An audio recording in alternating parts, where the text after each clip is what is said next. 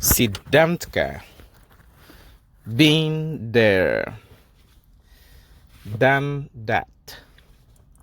Now what?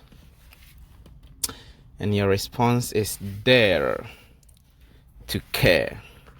Friends, this is a moment with a nurse, and we discuss what to do when there is seizures. When someone is convulsing and you are the only one around in a church house, in a public transport, wherever you are, what can you do? Remember, there will be two phases that you should know so that you can be in control. The first phase is when you see that the person falls and is unresponsive. They don't answer if you call their names. They won't react if you wave your hand in their face or even when you shake them. They may suddenly collapse. Their muscles clench and they become rigid as a board. This phase is called the tonic phase. Tonic phase. It lasts for a few seconds. At this stage, when you see a patient in this phase, just call for people. Just call for, if maybe you are in a church house, just say, I need 10 people. Surround the patient, but let them look away. Okay? They surround the patient, they protect the patient's privacy, and you will tell them to look away.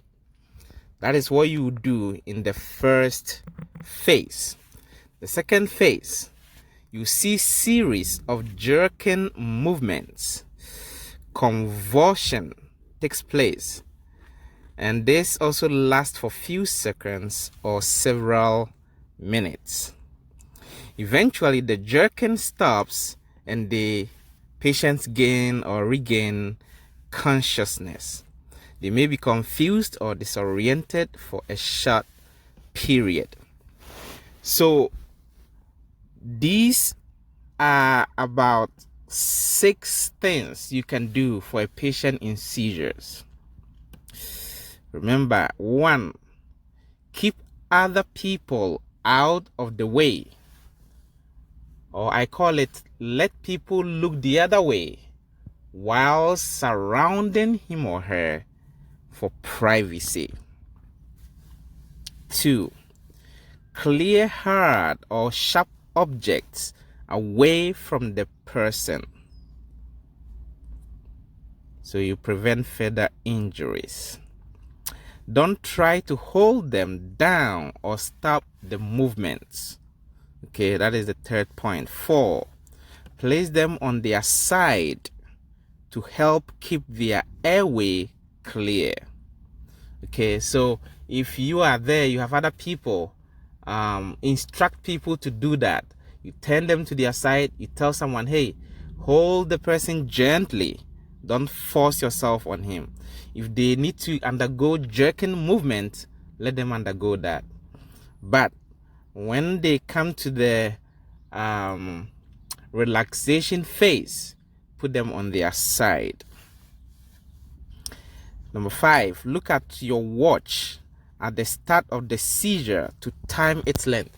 I would say that this is the most critical step in helping a person who is undergoing seizures. Look at your watch. What time did the seizure begin? Remember, most seizures last from 30 seconds to 2 minutes. Any seizure that lasts more than 5 minutes or occurs repetitively without the person regaining consciousness between the seizures is called status epilepticus. Status epilepticus. And this is medical emergency. So if the seizure lasts for about 2 minutes and the person regains consciousness, that's fine, because they may be aware of it. Okay, so just take care of them, clean them up, and then they can go their way. But any seizure that lasts more than 3 minutes, depending on where you are, you can call. If you are in the United States, you can call 911 for the patient. If you are in Ghana, and there is an ambulance service, you can call, especially when patient is pregnant. If patient is a pregnant woman, you will have to call ambulance on them. But regardless of whoever it is, if it lasts for 5 or more minutes, the person must be seen at the hospital.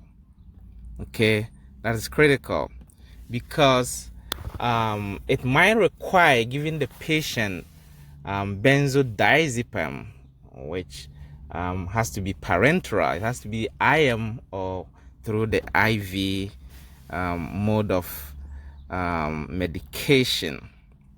Last, don't put anything in their mouth. Contrary to a popular myth, you can't swallow your tongue during a seizure. And people think when you have seizures, you will swallow your tongue. No, it will never happen. But if you put an object in their mouth, they could damage their teeth or bite you. So friends, this is a moment with the nurse. God's blessings.